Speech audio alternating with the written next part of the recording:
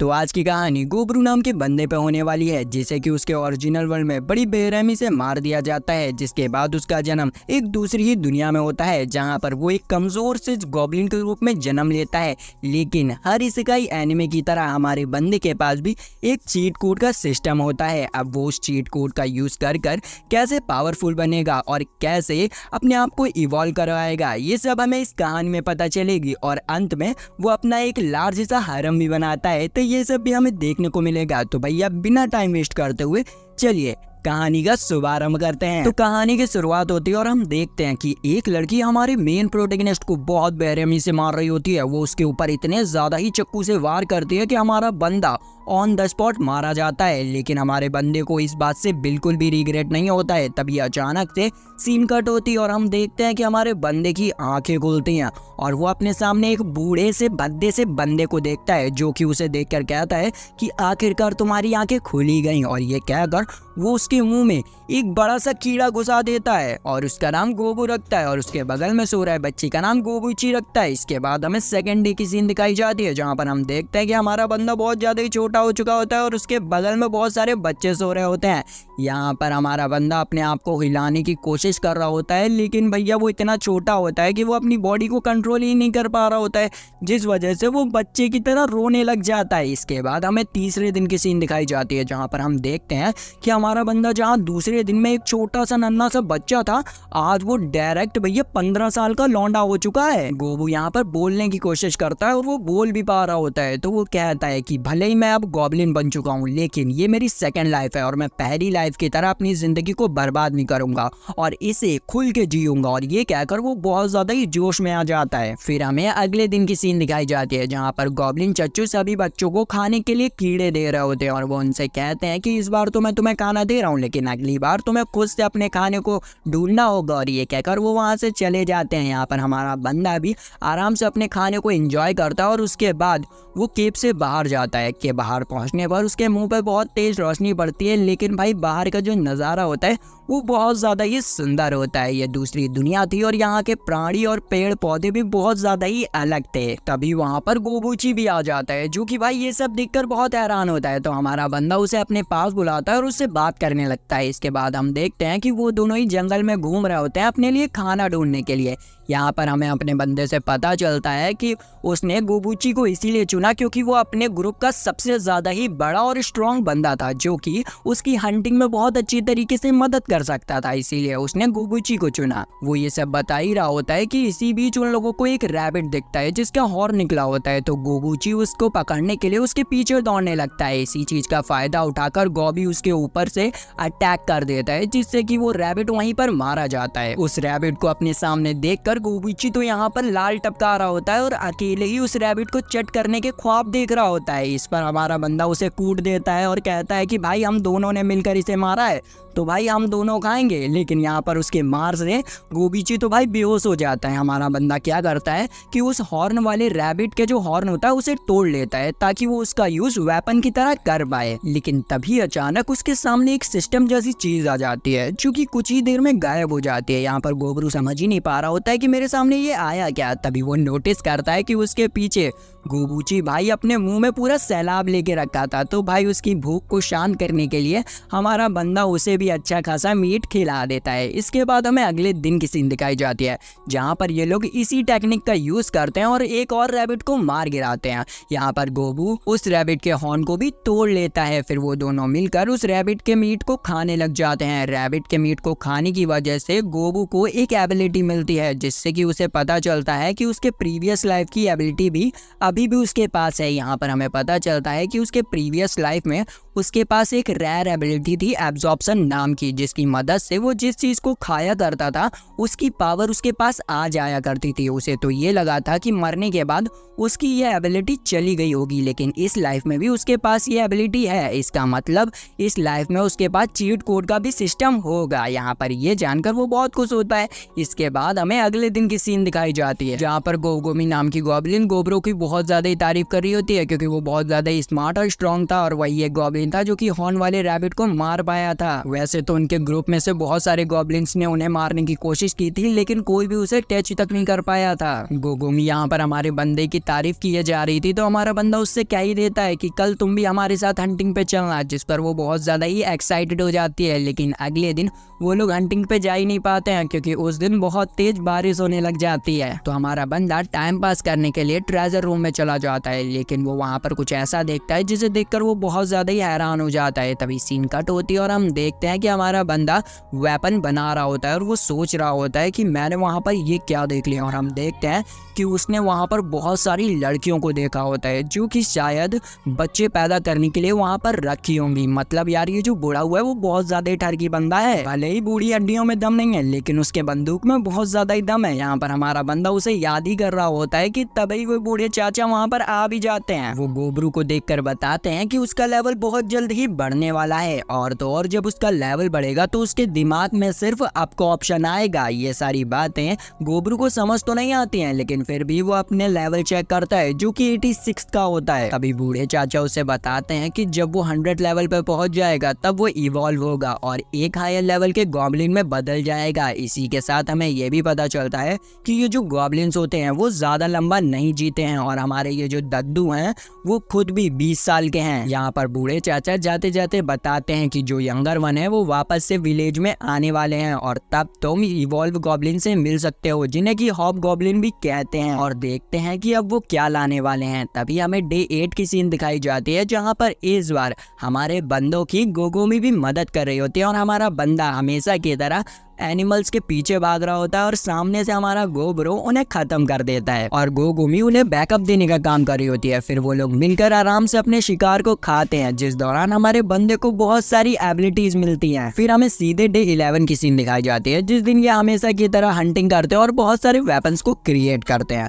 फिर हमें दिखाया जाता है डे 12 की सीन जहाँ पर हमारा बंदा आराम से सो रहा होता है लेकिन बहुत सारे गॉब्लिन्स उसे घेर लेते हैं मारने के लिए लेकिन अपना बंदा अपनी एबिलिटीज के यूज कर उनसे बच जाता है और फिर उन लोगों को बहुत गंदी तरीके से मारता है। इतनी गंदी तरीके से मारता है कि उनमें से एक बंदा तो भैया स्वर्ग सुधार जाता है। तभी वहां पर गोगो में भी पहुंच जाती है और उसे पता चल जाता है कि इन लोगों ने गोबरो के साथ क्या करने की कोशिश की है। तो भाई वो उन तीनों को और मारती है। फिर हमें डे 13 का सीन दिखाया जाता है जहाँ पर ये तीनों ही अपनी टीम वर्क की मदद से एक बहुत बड़े मॉन्स्टर के ऊपर अटैक कर देते हैं और भाई हमारा जो गोब्रो होता है वो उस मॉन्स्टर को बहुत ब्रूटलिटी मारता है। वो इतनी बेरहमी से उसे मारता है कि ये दोनों भी देखकर बहुत ज्यादा ही हैरान रह जाते हैं। फिर वो लोग उस मॉन्स्टर को आराम से खाते हैं। अब उन लोगों ने एक बहुत बड़ा शिकार किया था इसलिए उनके पास बहुत ज्यादा ही खाना बच गया था तो वो सारा खाना लेकर वापस से विलेज में आ जाते हैं बाकी गॉब्लिन्स को देने के लिए। गोब्रो यहाँ पर उन्हें खाता हुआ देखकर सोच रहा होता है कि मैंने कभी सोचा नहीं था कि मैं इन कमजोरों की मदद करूंगा। इसके बाद हमें कुछ देर बाद की सीन दिखाई जाती है जहाँ पर हमारा बंदा आराम से सो रहा होता है।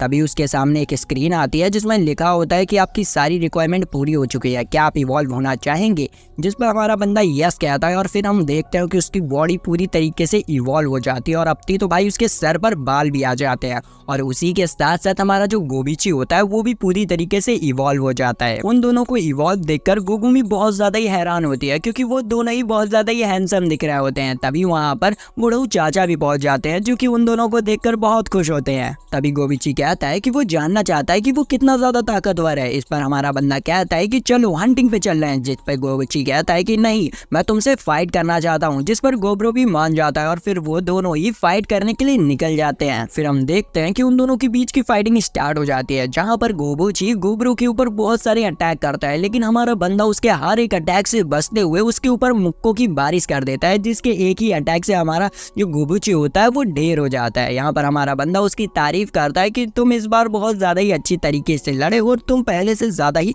ताकतवर हो गए हो। लेकिन तभी हमारे बंदे को कुछ अजीब सी आवाज सुनाई देती है और हम देखते हैं कि एक भेड़ियों का झुंड कुछ जानवरों के ऊपर अटैक कर रहा होता है। तो हमारा बंदे मिलकर उनके ऊपर अटैक करने का डिसाइड करते हैं। वो इस बार टीम वर्क का यूज करते हैं और इन भेड़ियों के ऊपर सीधा अटैक कर देते हैं। वो सबसे पहले उन भेड़ियों की लीडर को मार देते हैं और उसके मरते ही यहाँ पर धीरे धीरे करके सारे भेड़िए मरने लग जाते हैं। सबको खत्म करने के बाद गोब्रो वुल्फ के लीडर की बॉडी को खा जाता है जिससे कि उसे बहुत सारी एबिलिटीज मिलती हैं। जिसके बाद वो बचे कुछ भेड़ियों को लेकर वापस से अपने विलेज में आ जाता है और सबसे कहता है कि अब से वो उन सभी को हंटिंग करना और वेपन को बनाना सिखाएगा, जिसे सुनकर वो बहुत खुश हो जाते हैं और उसके सामने अपना सर झुका लेते हैं। ये देखकर हमारा बंदा मन ही मन बहुत खुश होता है और कहता है कि आखिरकार अब ये सब मेरे अंडर काम करेंगे। इसके बाद हम अगले दिन की सीन देखते हैं जहाँ पर सभी गॉब्लिन्स ट्रेनिंग कर रहे होते हैं और हमारा बंदा उन सभी को इंस्ट्रक्ट करने के बाद वापस से केव में जाता है। वो जैसे ही केव में पहुंचता है तो वो देखता है कि गागामी भी इवॉल्व हो चुकी है और वो बहुत ज्यादा ही सुंदर दिख रही है। और फिर उन दोनों के बीच में क्या होता है मैं इतना डिटेल में एक्सप्लेन नहीं करूंगा। इसके बाद हमें डायरेक्ट डे 27 की सीन दिखाई जाती है जहाँ पर हमेशा की तरह गोब्रू हमारा सभी गॉब्लिन्स को ट्रेनिंग दे रहा होता है और इस बार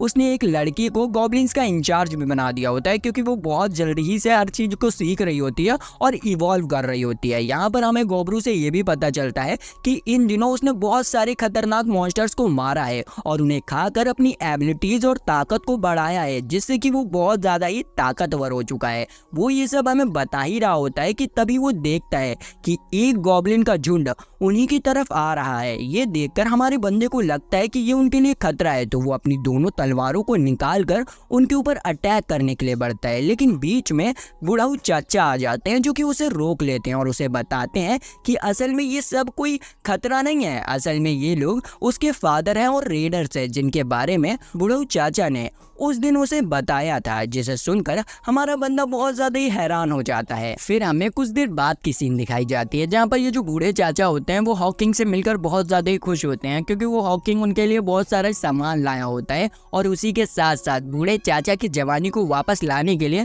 कुछ फीमेल गर्ल्स को भी लाया होता है, जिन्हें देखकर गोब्रो तो बिल्कुल भी खुश नहीं होता है क्योंकि उसे पता होता है कि ये जो ठरकी बूढ़ा हुआ है वो इन लड़कियों के साथ क्या करने वाला है। तो वो डायरेक्ट हॉकिंग के पास जाता है और उनसे कहता है कि क्या मैं इन लड़कियों को अपने पास रख सकता हूँ, जिसे सुनकर हॉकिंग बहुत ज्यादा गुस्सा हो जाता है और गोब्रो से फाइट करने की बात छेड़ देता है, जिसे सुनकर ओल्ड जनरेशन और यंग जनरेशन के गॉब्लिन्स भी अपने वेपन्स को बाहर निकालकर रेडी हो जाते हैं एक दूसरे से फाइट करने के लिए, क्योंकि उनके लीडर्स भी आपस में फाइट करने वाले थे। उन लोगों की फाइट आगे बढ़ पाती उससे पहले वहाँ पर दो फीमेल गॉब्लिन्स आ जाती हैं जो कि ओल्ड जनरेशन की थी। वो उन लोगों से कहती है कि जब फाइट तुम लोगों के लीडर के बीच में है तो तुम लोग आपस में लड़ मर क्यों रहे हो, इन्हीं लोगों को हैंडल करने दो ना। और वो उन दोनों को सजेशन देती है कि अगर तुम्हें लड़ना है तो तुम एक डुअल कर सकते हो, जिससे कि ये भी पता चल जाएगा कि नेक्स्ट हॉकिंग कौन बनेगा, जिस पर ये दोनों ही मान जाते हैं। और फिर तभी सीन कट होती है और हम देखते हैं कि यहाँ पर हमारे गोब्रो ने हॉक किंग की मार मार के हालत बहुत बुरी कर दी होती है और उसे पूरी तरीके से वेब में बांध दिया होता है,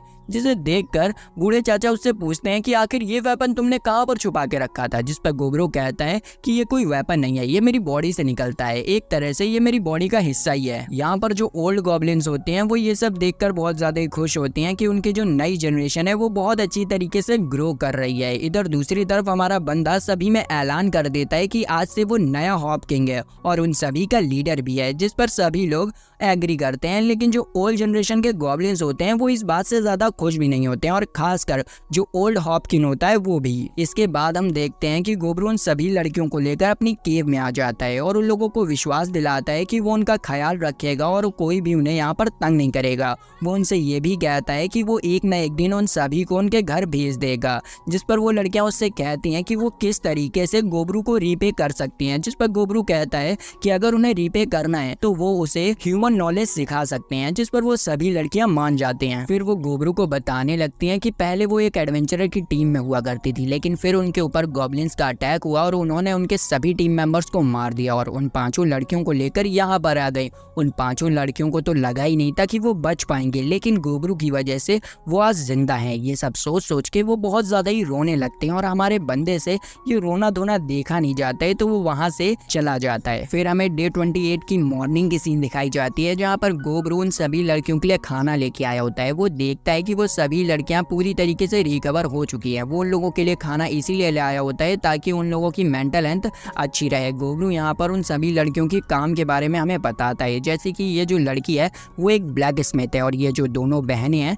उनमें से एक शेफ है और दूसरी टेलर है और ये जो तीसरी लड़की है वो एक केमिकल साइंटिस्ट है और ये जो रेड बाल वाली लड़की है वो एक वॉरियर है, लेकिन ये लड़की अभी हमारे बंदे के लिए यूजलेस है। इसके बाद हम देखते हैं कि गोब्रू सभी गॉब्लिन्स को ट्रेनिंग दे रहा होता है, जिसमें कि कुछ ओल्ड गॉब्लिन्स भी शामिल होते हैं जो कि उसकी बात नहीं मानते हैं, तो गोब्रू उन्हें बहुत बुरी तरीके से मारता है। इसके बाद गोब्रू बताता है कि वो लोग पिछले कई दिनों से हंटिंग पे नहीं गए हैं क्योंकि उसने केव में ट्रेनिंग सेशन और नॉलेज सेशन रखा था, जिसमें कि उसने सभी गॉब्लिन्स को रूल्स के बारे में बताया था। फिर हमें डे 31 की सीन दिखाई जाती है जहाँ पर बाहर बहुत ज्यादा बारिश हो रही होती है, इसलिए गोब्रो और गोबिची मिलकर एक ट्रेनिंग सेशन रखते हैं जिसमें वो एक दूसरे से फाइट कर रहे होते हैं और बाकी गॉब्लिन्स उनकी फाइट को एंजॉय कर रहे होते हैं। उसी रात को हमारे बंदे की आंखें खुल जाती हैं और वहीं दूसरी तरफ जो ओल्ड गॉब्लिन की टीम होती है वो पांचों लड़कियों के कमरे में घुस जाती है। तभी हमें किसी के पिटने की आवाज सुनाई देती है, जिस आवाज को सुनकर वो पांचों लड़कियां भी उठ जाती हैं और वो देखती हैं कि हमारा गोब्रो उन सभी बंदों को बहुत बुरी तरीके से मार रहा होता है, जिसे देखकर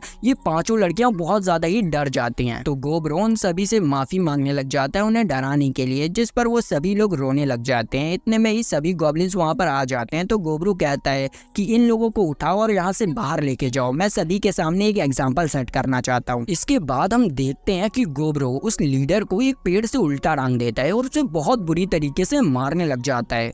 उसे देखकर जितने भी गॉब्लिन्स खड़े होते हैं उनके दिल के अंदर गोब्रो को लेकर एक डर पैदा हो जाता है। यहाँ पर हम देखते हैं कि गोब्रो उस लीडर को इतनी बुरी तरीके से मारता है कि वो सुबह होते होते मर जाता है। फिर हमें डे 32 की सीन दिखाई जाती है जहाँ पर ये लोग मिलकर एक हॉर्स के ऊपर एरो से अटैक कर देते हैं, लेकिन उस हॉर्स की स्किन जो होती है वो बहुत ज्यादा ही हार्ड होती है, जिससे कि उसके ऊपर एरो का कोई असर नहीं होता है। तो हमारा बंदा अपने वेब्स का यूज कर उस हॉर्स को चारों तरफ से बांध देता है और फिर गोबिची और गोब्रो मिलकर उसके ऊपर अटैक कर देते हैं और उसे मार देते हैं। फिर वो लोग उस हॉर्स को खाने लग जाते हैं। उस हॉर्स के मीट को खाने की वजह से हमारे बंदे को बहुत सारी एबिलिटीज मिलती हैं। उनमें से सबसे खतरनाक एबिलिटी होती है ट्रिपल थर्स्ट।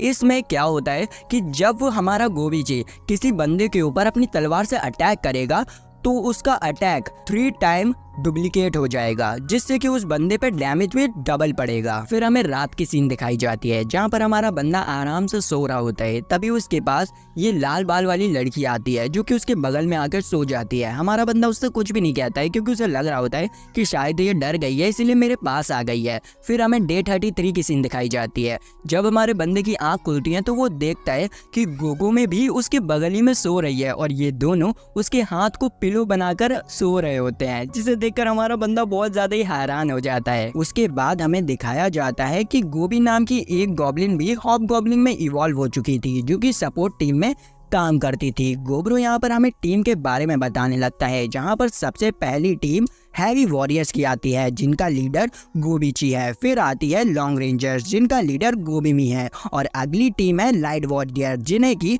गोबोटो संभालती है। उसके बाद आती है सपोर्ट यूनिट जिसकी लीडर गोबी है और लास्ट में आती है मेज यूनिट जिनकी अभी तक कोई भी लीडर नहीं है, लेकिन गोब्रो चाहता है कि वो हॉप आई को उसका लीडर बना दे क्योंकि उसके अलावा गॉब्लिन्स की टीम में कोई भी मैजिक नहीं जानता है। फिर वो बताने लगता है कि उसने सभी लीडर्स को उनकी रिस्पॉन्सिबिलिटी दे दी है और वो अभी हंटिंग के लिए निकल चुका है जिससे कि वो बहुत सारे मॉन्स्टर्स को मारकर अपनी एबिलिटीज को बढ़ा सके। वो जंगल में आगे बढ़ ही रहा होता है कि वो तभी एक हॉर्स को देखता है जो कि एक तालाब से पानी पी रहा था। तो गोब्रो उसे मारने के लिए अपने सेज मैजिक का यूज करता है और अपने हाथ में एक बहुत बड़ा स्पीयर समन कर लेता है और उस स्पीयर से उस हॉर्स के ऊपर अटैक कर देता है। वो स्पीयर इतना ज्यादा ही खतरनाक होता है कि वो हॉर्स एक ही झटके में मारा जाता है। ये देखकर गोब्रो भी बहुत ज्यादा ही हैरान रह जाता है और सोचता है कि मुझे अभी और भी अपनी एबिलिटी पे काम करना होगा। तो वो ये कहकर नॉर्थ फॉरेस्ट की तरफ बढ़ने लगता है। आगे पहुंचने पर वो देखता है कि जमीन पे बहुत सारा खून पड़ा है। ये देखकर उसे याद आता है कि एक दिन बूढ़े चाचा ने उसे बताया था कि नॉर्थ फॉरेस्ट में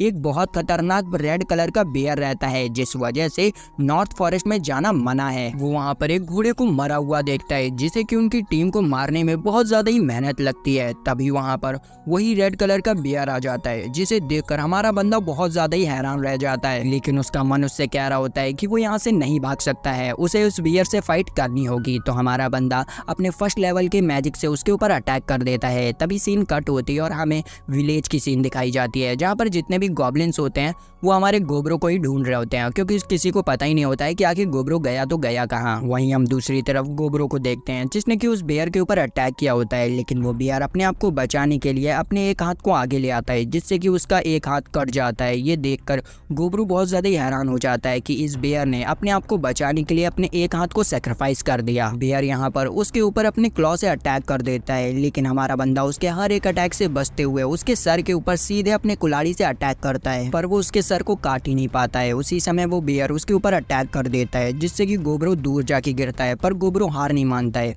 और अपने वेब की मदद से उस भालू को पूरी तरीके से जकड़ लेता है। लेकिन वो भालू आराम से पूरे वेब को काट देता है और गोब्रो के ऊपर फायर अटैक करता है, जिससे कि पूरे जंगल में आग लग जाती है। हम देखते हैं कि हमारा बंदा एक पेड़ के पीछे छुपकर अपनी इंजरीज को हील कर रहा होता है और वहीं पर वो जो भालू होता है वो वहां से भागने की कोशिश करता है, लेकिन हमारा बंदा उसे भागने कहाँ देने वाला था। वो अपनी इंजरीज को पूरी तरीके से हील कर वापस से मैदान में उतर जाता है। यहाँ पर वो उसके ऊपर डायरेक्ट चार्ज कर देता है। वो जो भालू होता है वो उसके ऊपर फायर अटैक करने वाला था, लेकिन उससे पहले ही हमारा बंदा अपने चारों ओर वाटर की एक लेयर बना लेता है, जिससे कि उसके फायर अटैक से हमारे बंदे को ज्यादा डैमेज नहीं पहुंचता है और वो भालू के मुंह में अपनी तलवार घुसा देता है। उसी समय भालू अपने दूसरे हाथ से उसके ऊपर अटैक करता है, जिससे कि गोब्रू दूर जाके गिरता है। इस पॉइंट पर ये दोनों ही की हालत बहुत ज्यादा ही गंदी हो चुकी थी, लेकिन कोई भी हार मानने को तैयार ही नहीं होता है। यहाँ पर ये दोनों ही लड़ने के लिए वापस से खड़े हो जाते हैं और वापस से इन दोनों की फाइट स्टार्ट हो जाती है। तभी सीन कट होती है और हम देखते हैं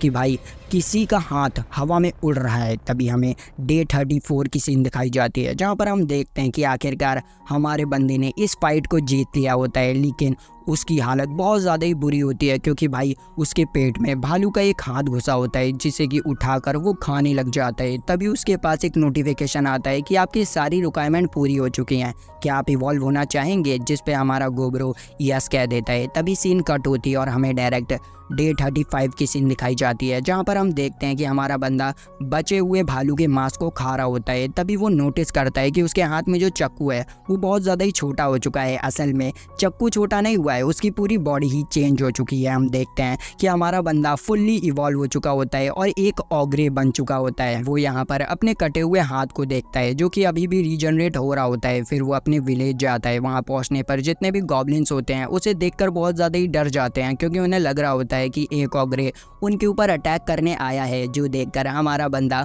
उनके ऊपर हंसने लग जाता है और उन्हें बताता है कि वो गोब्रो है। जो सुनकर सभी लोग बहुत ज़्यादा ही हैरान हो जाते हैं। तभी वहाँ पर गोगोमी आती है, जो कि आते के साथ ही साथ गोब्रो को एक किक मारती है, लेकिन उल्टा उसी के पैरों में लग जाती है। तभी वहाँ पर बूढ़े चाचा आते हैं, जो कि ये देखकर बहुत हैरान होते हैं कि गोब्रो इतनी जल्दी ऑग्रे फॉर्म तक पहुँच चुका है। गोब्रो यहाँ पर उन्हें बताता है कि उसने नॉर्थ के रेड बेयर को भी हरा दिया है। जो सुनकर वो लोग और ज़्यादा ही हैरान हो जाते हैं, लेकिन अभी भी गोगोमी गोब्रो के ऊपर बहुत ज़्यादा ही गुस्सा कर रही होती है, क्योंकि उसे उसकी बहुत ज़्यादा ही फिक्र होती है। इसके बाद गोब्रो कुछ कपड़े पहनने के लिए केव के अंदर जाता है, जहाँ पर गोगोमी और लाल बालों वाली लड़की उसका पीछा करती है। ये देखकर गोब्रो को भी समझ नहीं आ रहा होता है कि ये लोग उसका पीछा क्यों कर रही हैं। जब वो बाकी लड़कियों से मिलता है तो वो उसके इस नए फॉर्म को देखकर बहुत ज़्यादा ही डर जाती हैं। तो गोब्रो उन्हें अपना मैजिक दिखाते हुए बताता है कि वो गोब्रो है। इसी दौरान गोगोमी उसे पिंच कर रही होती है, पर हमारा बंदा उसे इग्नोर कर वेपन स्मिथ वाली लड़की के पास जाता है अपने वेपन्स के बारे में पूछने के लिए, क्योंकि उसके वेपन्स की हालत बहुत ज़्यादा ही खराब हो गई थी। जिस पर वो लड़की कहती है कि मैंने तुम्हारे लिए सोल स्टोन का यूज़ कर एक नाइफ बनाया है। जिसे सुनकर गोब्रो उसकी तारीफ करने लगता है। ये देखकर लाल बाले वाली लड़की और गोगोमी दोनों ही अब उसे पिंच करने लग जाती हैं। फिर गोब्रो इन दोनों बहनों के पास जाता है, जो कि उसे अपनी प्रॉब्लम बताती हैं। तो गोब्रो उनसे कहता है कि चिंता मत करो, मैं कुछ फीमेल गॉब्लिन्स को तुम्हारे पास भेज दूंगा। ये सुनकर वो दोनों बहुत ज़्यादा ही खुश हो जाती हैं। तो गोब्रो मन में सोचने लगता है कि इनकी एबिलिटी और मेंटलिटी काफ़ी ज़्यादा ही अच्छी है। फिर वो उनकी तारीफ करते हुए कहता है कि तुम आगे जाकर एक अच्छी वाइफ बन सकती हो, और इसी के साथ वो उनसे मजाक करते हुए कहता है कि तुम चाहो तो मेरी वाइफ भी बन सकती हो। जो सुनकर वो लोग शर्माने लग जाते हैं और एग्री भी करते हैं, लेकिन इस बात से लाल बाल वाली लड़की और गगामी बिल्कुल भी खुश नहीं होते हैं। उसके बाद गोब्रू चश्मे वाली लड़की के पास जाता है, जिसके पास से उसे एक पॉइजन मिलता है। तो वो उससे उसके बारे में पूछता है, तो वो बताती है कि उसने इस पॉइजन को सेल्फ डिफेंस के लिए बनाया था, लेकिन अब उसे लगता है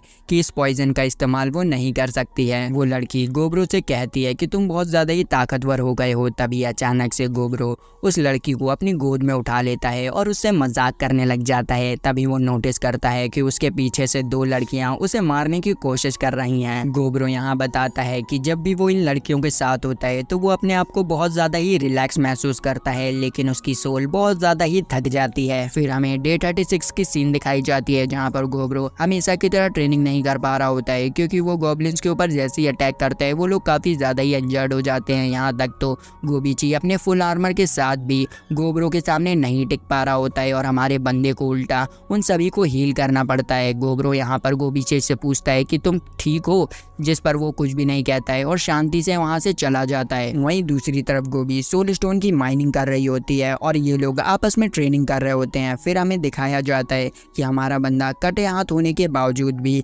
सिलाई कर पा रहा होता है, क्योंकि उसने अपनी स्लाइंग मैजिक की मदद से एक आर्टिफिशियल हाथ बना लिया होता है। जिसके बाद हमें डे 37 का सीन दिखाया जाता है जहाँ पर लंच ब्रेक चल रहा होता है। उसी दौरान गोबी एक कार्बन सेल को लेके आती है जो कि काफी ज्यादा ही इंजर्ड होती है, तो हमारा बंदा उसे जल्दी से जल्द हील करने लग जाता है। गोबी यहाँ उसे बताती है कि जब वो माइनिंग कर रही थी तब उसे कार्बन सेल बहुत बुरी हालत में मिली। जिसके बाद हमें कुछ देर बाद की सीन दिखाई जाती है जहाँ पर कार्बन सेल को होश आ जाता है और उसे यहाँ पर सारी सिचुएशन के बारे में पता चलता है।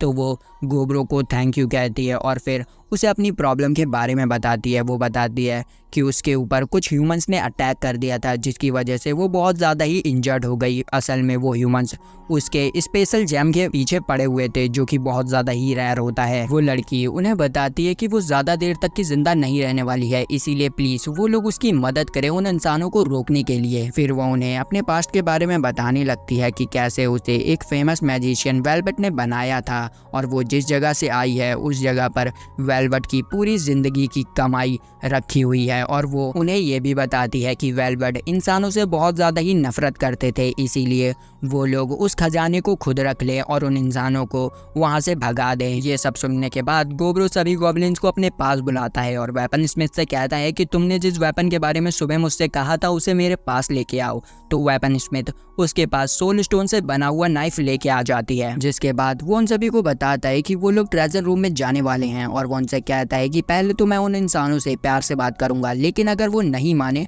तो फिर मुझे वायलेंस का यूज करना पड़ेगा। जिस पर वो लोग कहते हैं कि ठीक है, लेकिन संभल कर जाना। फिर गोब्रो गोबी के साथ उस जगह पर पहुंच जाता है जहां पर उसे कार्बन सेल मिली थी। जिसके बाद वो अकेले ही उस केव के अंदर चला जाता है। वो हमें बताता है कि उसने बाकी गॉब्लिन्स को छुपने के लिए कह दिया है, जब उसे उन सभी की जरूरत पड़ेगी तो वो उन्हें बुला लेगा। इतने में ही वो देखता है कि उसके पीछे कुछ एडवेंचरर आ रहे हैं जो कि उसे देखकर बहुत ज्यादा ही घबरा जाते हैं। इतने में ही एक असैसिन गोब्रू के ऊपर अटैक कर देता है, जिसे कि गोब्रू आराम से रोक लेता है और उन लोगों से कहता है कि चोरी करना गलत बात है और बहुत सारी बातें उन्हें अच्छी अच्छी बताने लगता है जो कि भैया इन सभी को रास नहीं आती हैं। और वो अपनी मैजिकल पावर से गोब्रू के ऊपर अटैक करने लग जाते हैं, जिससे कि गोब्रू का दिमाग खराब हो जाता है और वो अपने साथियों को भी वहां पर बुला लेता है। गोब्रू नोटिस करता है कि उन एडवेंचरर के पास बहुत ज्यादा ही रेयर वेपन्स हैं जिन्हें कि वो ले सकता है, तो वो उन सभी को मारकर खा जाता है और उनके जितने भी आइटम्स होते हैं उन्हें भी ले लेता है। फिर वो लोग ट्रेजर रूम में जाते हैं जहाँ पर वेलवेट की बॉडी थी।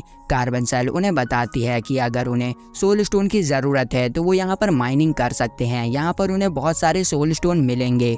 फिर ये कहने के बाद वो अपनी आखिरी सांस लेती है और उसके सर में जो स्टोन लगा होता है वो हमारे गोब्रो के पास छोड़ देती है, जिससे कि हमारा बंदा डायरेक्ट खा लेता है, जिससे कि उसे बहुत सारी एबिलिटी मिल जाती हैं। फिर वो उस ट्रेजर रूम के सारे खजाने को इकट्ठा कर लेते हैं और जाने लगते हैं, लेकिन हमारा बंदा वेलवेट की बॉडी को अकेला नहीं छोड़ना चाहता था, इसीलिए वो उसकी बॉडी को जला देता है। बॉडी के जलने के बाद वेलवेट की बॉडी से एक हाथ निकलता है, जिसे कि हमारा बंदा जैसे ही उठाता है अचानक से वो हाथ उसके कटे हुए हाथ में अटैच हो जाता है, जिससे कि उसे बहुत सारी एबिलिटीज मिल जाती हैं और उसी के साथ उसे एक नया हाथ भी मिल जाता है, जिसे कि वो अपने दोस्तों को दिखाता है, जिसे देखकर वो लोग बहुत ज़्यादा ही हैरान हो जाते हैं। गोब्रो उन्हें बताता है कि वो इस हाथ को कैसे भी घुमा सकता है। इसके बाद हमें डे 38 की सीन दिखाई जाती है जहां पर गोब्रू वेपन स्मिथ के साथ मिलकर अपने कुछ वेपन्स के ऊपर काम कर रहा होता है। इसके बाद हमें डे 39 की सीन दिखाई जाती है जहां पर गोब्रू ने कुछ गॉब्लिन्स को मैजिकल वेपन्स दिए होते हैं और अपने लिए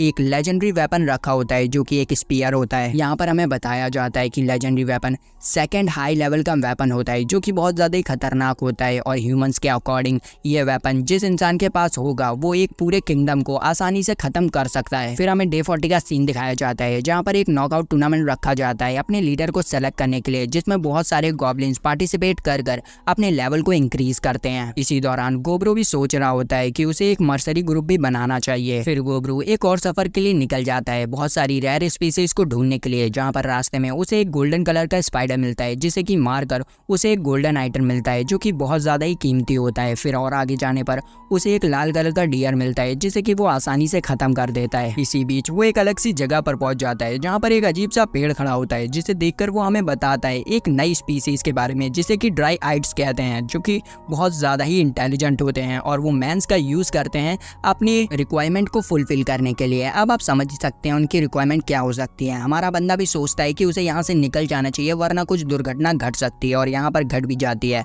ड्राई आइट्स उसके पास आ जाती है और उसे सिड्यूस करने की कोशिश करती है। यहाँ पर हमारा बंदा अपने अरमानों को बहुत ज़्यादा ही संभालने की कोशिश करता है, लेकिन ड्राई आइट्स उसके अरमानों को ही पकड़ लेती है, जिससे कि हमारे बंदे के सब्र के बाद सारे के सारे टूट जाते हैं। और फिर जो खेल होता है वो आप भी समझ सकते हैं। फिर पेड़ की सारी पत्तियों को हिलाने के बाद गोब्रो हमारा ड्राई आइट्स को बाय कहता है और अपने घर के लिए निकल जाता है। वहीं रास्ते में वो एक लेक में नहा रहा होता है, तभी उसके ऊपर कुछ लिजार्ड मैन अटैक कर देते हैं, लेकिन हमारा बंदा उन्हें आसानी से मार देता है। जिसके बाद हमें डे 42 का सीन दिखाया जाता है जहाँ पर हमारे बंदे को एन्चेंटमेंट के बारे में पता चलता है, तो वो वेपन स्मिथ के पास जाता है अपने वेपन को एन्चेंट करने के लिए, लेकिन वो नोटिस करता है कि वो तो उससे अच्छे से बात ही नहीं कर रही है। फिर वो गोगोमी के पास जाता है उससे बात करने के लिए, लेकिन गोगोमी उसे इग्नोर कर वहाँ से चली जाती है। ये देखकर उसे कुछ समझ ही नहीं आ रहा होता है, तो वो फिर खाना खाने के लिए इन दोनों बहनों के पास चला जाता है, लेकिन ये दोनों बहनें भी उसके खाने में जहर मिला के ले आती हैं जो कि साफ साफ दिख रहा होता है। गोब्रो यहाँ पर कुछ गॉब्लिन से पूछने की कोशिश करता है कि आखिर इन लोगों को हो क्या गया, जिनमें से कुछ कहते हैं कि हमें नहीं मालूम और दूसरे कहते हैं कि तुम्हें खुद जानना चाहिए, जिससे कि हमारा बंदा और ज़्यादा ही कंफ्यूज हो जाता है। तो फिर वो लास्ट में साइंटिस्ट के पास पहुंच जाता है अपनी प्रॉब्लम को लेकर। इस पर वो कहते हैं कि तुम बहुत ज़्यादा ही भूले हो, ये बहुत ज़्यादा ही रेयर बात है कि तुमने अभी तक ये नोटिस नहीं किया है कि तुम्हारे गले में लव बाइट्स हैं। ये सुनकर हमारा बंदा बहुत ज़्यादा ही शर्माने लग जाता है और उसे उसी परी की याद आने लग जाती है। इतने में ही वो उसे किस कर लेती है और उससे कहती है कि तुम्हें हमारी फीलिंग समझनी चाहिए। फिर वो भी गोब्रो के साथ गुची गुची करने की कोशिश करती है और हमारा बंदा भी फ्लो में बढ़ने ही वाला होता है कि तभी बीच में गोगोमी आ जाती है जो कि काफ़ी ज़्यादा ही गुस्से में होती है, लेकिन फिर वो गोब्रो के सामने आते ही पिघल जाती है और उससे अपना लव कन्फेस कर देती है। और वहाँ पर बाकी लड़कियाँ भी आ जाती हैं जो कि गोब्रो से अपना लव कन्फेस कर देती हैं।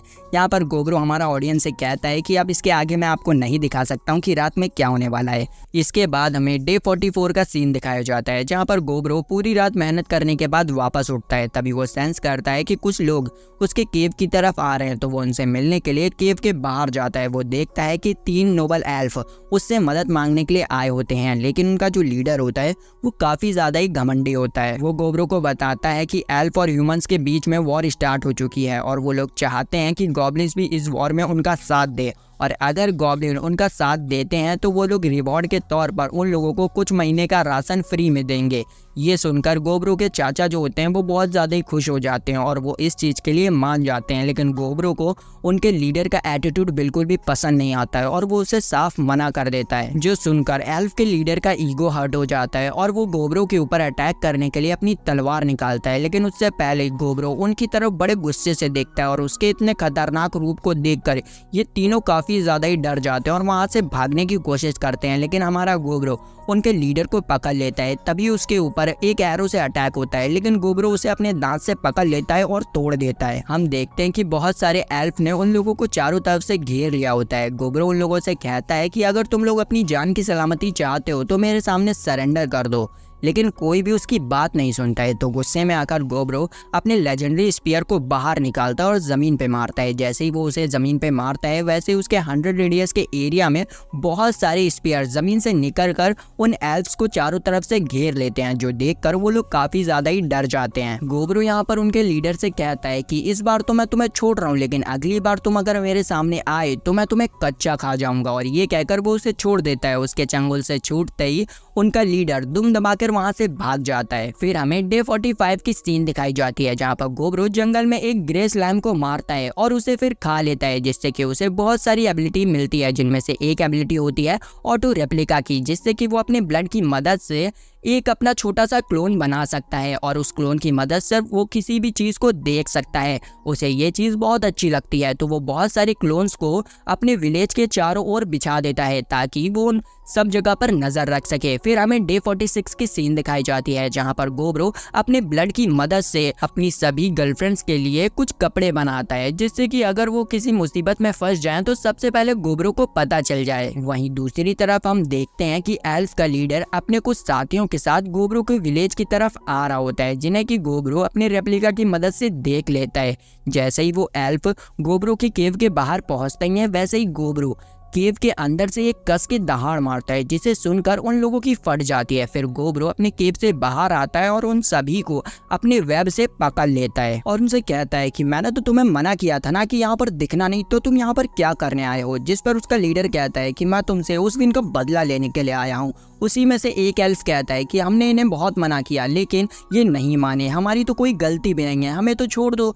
जिस पर हमारा बंदा कहता है कि ठीक है, मैं तुम्हें छोड़ दूंगा, लेकिन मेरी एक शर्त है, तुम्हें हमारे कुछ गॉब्लिन से फाइट करनी होगी और अगर तुम उसमें जीत गए तो मैं तुम सभी को छोड़ दूंगा, तुम्हें अपनी आजादी के लिए लड़ना होगा। इसके बाद फाइट स्टार्ट हो जाती है। हम देखते हैं कि 23 एल्फ में से 6 मेल एल्फ फाइट को हार जाते हैं, तो गोब्रो उन्हें शर्त के मुताबिक खा जाता है, जिससे कि उसे बहुत सारी एबिलिटीज मिलती हैं। अब वहाँ पर सिर्फ फीमेल एल्फ ही बचती हैं, जिन्हें कि लग रहा होता है कि गोब्रो अब उन्हें जाने देगा, लेकिन गोब्रो उनसे कहता है कि आज से तुम यहीं पर रहोगी हमारी स्लेव बनकर। जो सुनकर वो लोग काफी ज्यादा ही हैरान हो जाती हैं। इतने में ही बूढ़े चाचा आ जाते हैं जिनके मुंह से लार टपक रही होती है और वो गोब्रो से कहते हैं कि इन लड़कियों को जरा मेरे कमरे में भेज दो, मुझे इनसे थोड़ा काम है। हमारा बंदा समझ जाता है कि इस बूढ़े इंसान को इन लड़कियों से क्या काम होगा, तो वो उससे कहता है कि अगर बेटा इन लड़कियों को कुछ हुआ तो मैं तुम्हें कुछ करने के लायक नहीं छोड़ूंगा। जिस पर भाई बूढ़े चाचा काफी ज्यादा ही डर जाते हैं। फिर गोब्रो उन एल्फ्स के लीडर के पास जाता है और उसे मारकर खा जाता है। इसके बाद हमें अगले दिन की सीन दिखाई जाती है जहाँ पर गोबिची जंगल में बहुत ज्यादा ही हार्ड ट्रेनिंग कर रहा होता है, जिससे कि उसका लेवल 100 हो जाता है और वो भी एक ऑग्रे में इवॉल्व हो जाता है। फिर गोबिची गोब्रो को अपना नया फॉर्म दिखाने के लिए उसके पास जाता है। उसे देखकर गोब्रो काफी ज्यादा ही खुश हो जाता है। गोब्रो को यहाँ पर पता चलता है कि गोबिची को डेमिगॉड फ्लेम और डेमिगॉड वॉर की पावर मिली है, जिससे कि उसकी बॉडी पत्थर से भी ज्यादा मजबूत हो चुकी है। गोबिची यहाँ पर गोब्रो के पास आता है और उससे कहता है कि पहले तुम किसी से फाइट नहीं कर पाते थे क्योंकि तुम सबसे ज्यादा ताकतवर थे, लेकिन अब तुमसे टक्कर लेने वाला भी कोई आ चुका है, तो क्या तुम उससे फाइट करोगे। जिस पर हमारा बंदा हाँ कह देता है। फिर हम देखते हैं कि वो लोग बाहर पहुंचकर एक दूसरे से फाइट करने लग जाते हैं, जहाँ पर हमारे गोबिची को उसकी हार्ड बॉडी की वजह से बहुत ज्यादा ही एडवांटेज मिल रहा होता है, लेकिन हमारा बंदा भी अपने दिमाग का यूज कर गोबिची को हरा देता है। इस पॉइंट पर गोब्रो को समझ आ गया था कि गोबिची ही उसका रियल राइवल है। अब सीन चेंज होती है और हम देखते हैं कि गोब्रो एक टनल के अंदर जा रहा होता है और वो काफी ज्यादा ही थक चुका होता है। तभी उसके पास एक बंदा आता है जो कि उससे माफी मांगने लगता है और उसे एक चीज देते हुए कहता है कि अभी मैं तुम्हें बस इतना ही दे सकता हूँ।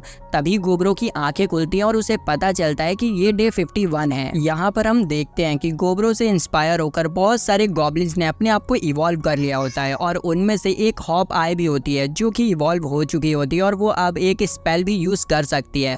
वो यहाँ पर अपनी मैजिकल पावर को दिखाने के लिए गोब्रो को केव से बाहर ले जाती है और भाई उसकी मैजिकल पावर इतनी ज्यादा ताकतवर होती है कि भाई वहाँ का जो जंगल होता है वो जलते जलते बसता है। गोब्रो नोटिस करता है कि भाई जो हॉप आई है उसके हाथ में कुछ सिंबल बने हुए हैं जो कि बेसिकली एक स्पेल लॉर्ड के हाथों में तो नहीं होते हैं, लगता है इसके पास कुछ स्पेशल एबिलिटीज हैं। फिर गोब्रो हॉप आई को भी एक मैजिकल वेपन देता है जो कि उसके लुक पर बिल्कुल सूट कर रहा होता है। अब इतने सारे गॉब्लिन्स को एक साथ इवॉल्व होता और ताकतवर होता देखकर ओल्ड जनरेशन के गॉब्लिन्स को बहुत ज्यादा ही जलन हो रही होती है और वो लोग डिसाइड करते हैं कि वो लोग अपने विलेज को छोड़कर कहीं दूर चले जाएंगे, लेकिन उन्हें एक बात का डर होता है कि अगर ये बात गोब्रो को पता चली तो वो उन्हें जिंदा नहीं छोड़ेगा। पर फिर भी वो लोग बिना डरे गोब्रो को इस बारे में बता देते हैं, लेकिन गोब्रो यहाँ पर उनसे कहता है कि अगर तुम्हारी इच्छा है जाने की तो तुम जा सकते हो और इसी के साथ वो उन्हें कुछ वेपन्स भी देता है उनके एडवेंचर के लिए, जिन्हें लेकर वो लोग अपने सफर के लिए निकल जाते हैं। फिर हम अगले दिन की सीन देखते देखते हैं जहाँ पर एक मॉन्स्टर एक ह्यूमन को पकड़ कर ले जा रहा होता है। तभी उसके पीछे से गोब्रो अटैक कर देता है और उसे मार देता है। फिर गोब्रो उस मॉन्स्टर को खा लेता है जिससे कि उसे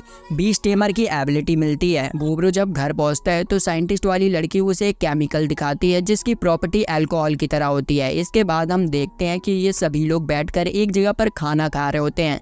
गोब्रो उन सभी को ओल्ड जनरेशन के बारे में बता देता है कि उन लोगों ने उनके विलेज को छोड़ दिया है, अगर कोई उनकी टीम ज्वाइन करना चाहता है तो वो जा सकता है, लेकिन सभी लोग मना कर देते हैं। फिर अगले दिन गोब्रो एक जगह पर बैठकर अपनी ब्लड ड्रॉप्स की मदद से कुछ ईयरफोन्स बनाता है ताकि वो अपने टीममेट से आसानी से कम्युनिकेट कर सके। यहाँ पर वो बहुत सारे ईयरफोन्स बनाता है जिन्हें कि वो अपने टीममेट्स को दे देता है और उसकी मदद से वो लोग आसानी से कम्युनिकेट कर पा रहे होते हैं। फिर हमें डे 57 की सीन दिखाई जाती है जहाँ पर गोबी एक हॉर्स के ऊपर अटैक कर देती है और उसे मार देती है, लेकिन गोब्रो उसे अपने हीलिंग मैजिक से वापस से हील कर देता है और फिर टेम कर लेता है। यहाँ पर हम देखते हैं कि गोब्रो एक बहुत बड़े भालू को भी टेम कर लेता है और उसकी मदद से बहुत सारे भेड़ियों को पकड़ लेता है और उन्हें भी टेम करके यंग गर्ल्स के पास छोड़ देता है उनकी प्रोटेक्शन के लिए। अगले दिन गोब्रो को पता चलता है कि जिस लाल बाल वाली लड़की को वो सबसे ज्यादा कमजोर समझता था वो बहुत ज्यादा ही ताकतवर हो चुकी है। वो बिना डरे अब मॉन्स्टर से फाइट करती है। तभी उसके पास एक गॉब्लिन आता है जो कि अभी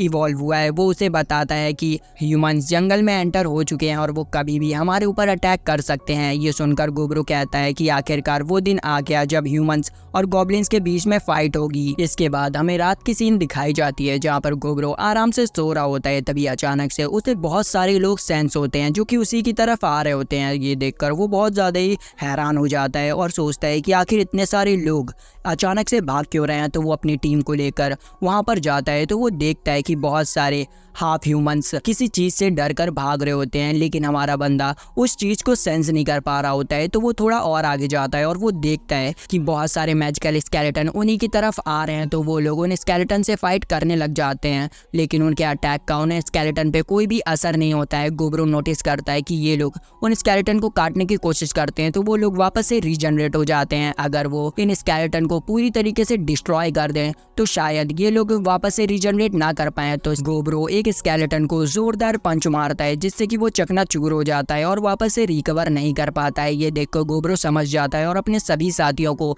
इस बारे में बता देता है। तो सभी लोग अपने वेपन्स को छोड़ देते हैं और उन स्केलेटन से अपने हाथों से ही फाइट करने लग जाते हैं। हालांकि स्केलेटन बहुत ज्यादा होते हैं जिस वजह से सभी गॉब्लिन्स थकने लग जाते हैं। तो गोब्रो कहता है कि अब इस वॉर को खत्म करना होगा और ये कहकर वो उन स्केलेटन्स के सोर्स को फाइंड करने लग जाता है और उसे पता चलता है कि ये सभी स्केलेटन एक जगह से ही आ रहे हैं। तो वो उस जगह के लिए निकल जाता है और रास्ते में आने वाले सभी स्केलेटन को बहुत बुरी तरीके से मारता जाता है। गोब्रो उन सभी स्केलेटन को मारते हुए उनके बॉस तक पहुंच जाता है और फिर एक ही झटके में उस बॉस को भी खत्म कर देता है। फिर वो उस बॉस को भी खा जाता है जिससे कि उसे माना अब्जॉर्प्शन की पावर मिलती है जिसकी मदद से वो किसी के भी माना को अब्जॉर्ब कर सकता है और खुद की आर्मी को भी बना सकता है। गोब्रो देखता है कि उन स्केलेटन्स ने हाफ ह्यूमंस और एल्फ को भी कैद करके रखा होता है जिन्हें कि वो छुड़ा लेता है और उनसे कहता है कि अब तुम यहाँ से जा सकते हो, लेकिन वो हाफ ह्यूमन कहते हैं कि हम आप ही के साथ काम करना चाहते हैं आपके गुलाम बनकर, क्योंकि अब हमारा कोई भी अस्तित्व नहीं है सिवाय आपके, तो हमें अपने पास रख लीजिए।